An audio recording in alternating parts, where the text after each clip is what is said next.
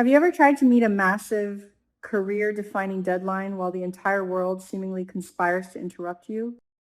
If you have, then you will feel the profound, soul-crushing frustration of Smitty in this latest episode of Beyond the Gates. Let's be entirely real for a second. Smitty was just trying to do his job. He had an article to write, a deadline looming like a dark cloud over his head, and a desperate need for absolute silence. But in the universe of Fairmont Crest, peace and quiet are the rarest commodities of all. What started as a simple writing session quickly devolved into a revolving door of teenage angst, social media hysteria, and deep, dark psychological trauma. And honestly, we wouldn't have it any other way. The episode opens with an incredibly relatable, almost sitcom-esque scenario that quickly layers itself with brilliant psychological nuance. Smitty is hunched over his work, trying to string coherent sentences together, but his concentration is being utterly shattered by the dynamic duo of Tyrell Richardson Smith and Jessica Harris. Now, these two are currently navigating the treacherous waters of impending young adulthood. College is on the horizon, Seabaugh College is on the horizon, and they are facing the terrifying reality of attending different schools. So, what do? They play chess? Yes, you heard that right. In the middle of Smitty's workspace, they are casually playing a game of chess while intensely debating the logistics of a long-distance relationship. This is where the writing on this show proves its genius. The chess game is not just a random activity, it is a profound metaphor for their current romantic predicament. They are literally moving pieces around a board, trying to strategize their future, trying to outmaneuver the inevitable geographical distance that is about to tear their daily lives apart. Tyrell and Jessica are speaking with the kind of fierce, naive determination that only teenagers possess. They are trying to convince themselves, perhaps more than each other, that their love can withstand the test of time and distance. But if you look closely at the underlying tension, you can see the cracks forming. They are trying to intellectualize something that is inherently emotional. Smitty, meanwhile, is practically vibrating with annoyance.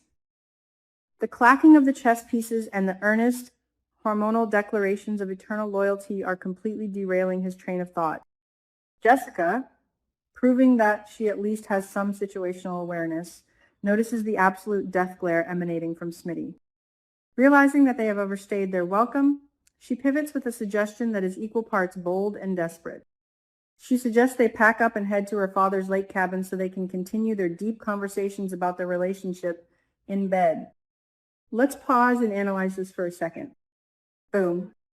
The lake cabin pivot. This is a classic avoidance tactic masked as romantic intimacy.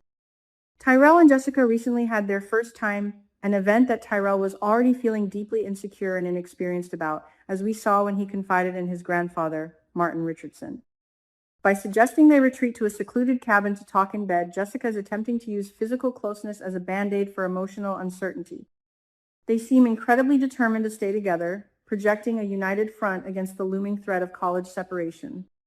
But is it real, or is it just the desperate clinging of two kids terrified of change?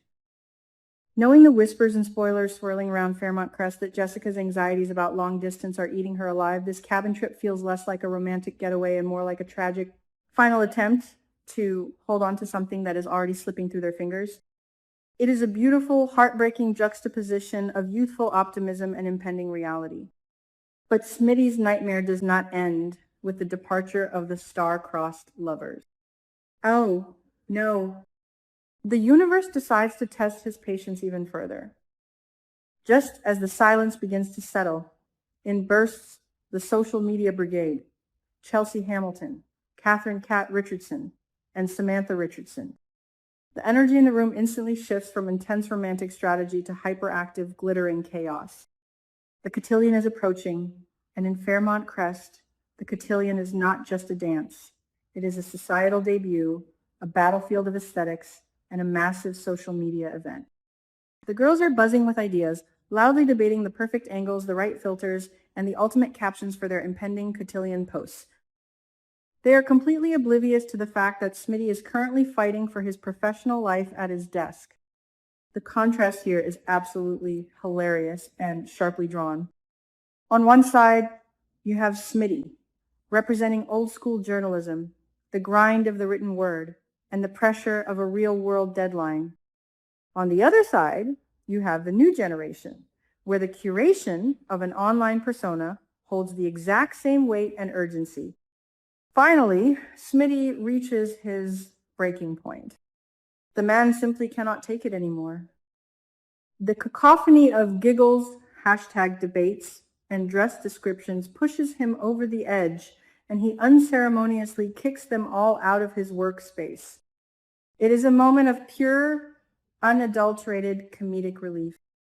You can almost hear the collective cheer from anyone who has ever tried to work from home with roommates or family members around. Smitty reclaims his sanctuary, but the narrative brilliantly follows the girls, refusing to let their story drop. Exiled from Smitty's, Chelsea, Kat, and Samantha relocate their vibrant energy to Orphe Jeans. This transition is where the episode moves from lighthearted comedy to a genuinely touching exploration of identity and sisterhood. As they sit amidst the comforting hum of the store, the conversation naturally drifts from the superficial elements of the cotillion to the deeper realities of growing up in their complex families. Samantha, who has been on a profound journey of self-discovery and belonging, opens up about her deep admiration for the Dupree women. And who could blame her? The Dupree women, Anita, Nicole, Danny, are absolute titans. They are fierce, unapologetic, deeply flawed, but undeniably powerful.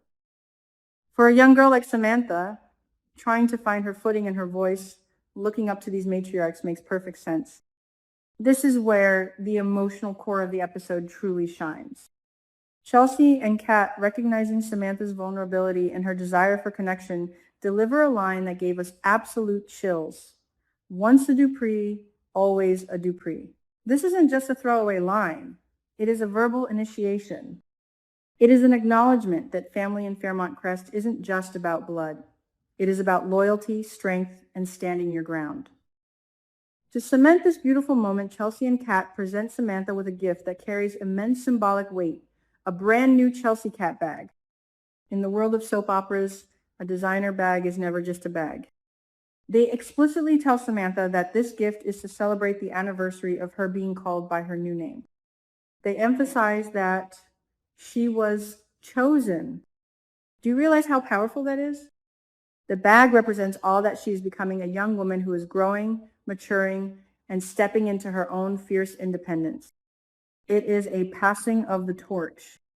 Samantha is visibly moved, and frankly, so were we. It is a masterclass in character development, showing how the younger generation is inheriting the strength of the older one, but forging their own unique path with it. It proves that this show isn't just about scandal. It has a massive, beating heart. But just as we are wiping a tear from our eye, the scene cuts back to Smitty, the poor man. The doorbell rings yet again. At this point, you fully expect Smitty to answer the door, wielding a stapler in self-defense. But when he opens it, the entire atmospheric pressure of the scene changes. It is Naomi Hawthorne. Here is the twist. The absolute brilliant narrative pivot. Smitty is not annoyed. The frustration that was boiling over just moments ago instantly dissipates. Why? Because the context of this interruption is vastly different. Naomi is not here to talk about high school romances or Instagram filters. She is carrying the weight of the world on her shoulders, and Smitty immediately recognizes it. Naomi quickly apologizes, promising not to take up too much of his time, but her presence is a stark reminder of the dark, dangerous underbelly of Fairmont Crest.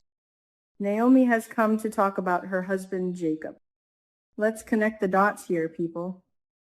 We know from the timeline that Jacob is currently spiraling into a terrifying abyss of trauma. He is suffering from severe PTSD and survivor's guilt after his best friend, Derek Baldwin, took a bullet meant for him during the botched plasma ring sting. Jacob is currently pushing Naomi away, moving out of their home to dive deep into a dangerous undercover persona as a thug, all under the directive of Police Chief Elon Hawthorne. Jacob is obsessed, paranoid, and making dark promises of vengeance against the uncaptured impaler. Naomi is living in a state of constant, paralyzing fear for her husband's life and his sanity. She is watching the man she loves lose himself to a crusade of vengeance and guilt. And in this moment of profound isolation and terror, who does she turn to? Smitty. She expresses her deep, heartfelt gratitude to Smitty for supporting Jacob and sharing the massive burden of the plasma ring case. This revelation adds an incredible layer of depth to Smitty's character. He isn't just a grumpy writer annoyed by teenagers. He is a quiet pillar of support in one of the most dangerous high-stakes investigations in the city. Journalists and cops often walk the same shadowy lines, seeking the truth in a world built on lies. Smitty has clearly been a sounding board, a confidant, or perhaps an investigative ally for Jacob during this harrowing ordeal. Naomi's gratitude highlights the invisible, unsung heroes in these massive storylines. It shows that while the younger generation is worried about cotillion dresses and college acceptance letters, the adults are fighting a literal war for the soul of the city. The juxtaposition in this episode is nothing short of breathtaking. We went from a chess game about long-distance dating to a life-and-death conversation about PTSD and black market crime syndicates, all centered around one man's desk. It makes you wonder, doesn't it? How does a town like Fairmont Crest holds so much innocence and so much darkness at the exact same time? And more importantly, as Jacob dives deeper into the criminal underworld to catch the impaler, will Smitty's support be enough to pull him back from the brink, or is Jacob already too far gone? Drop your theories in the comments, because this storyline is about to explode.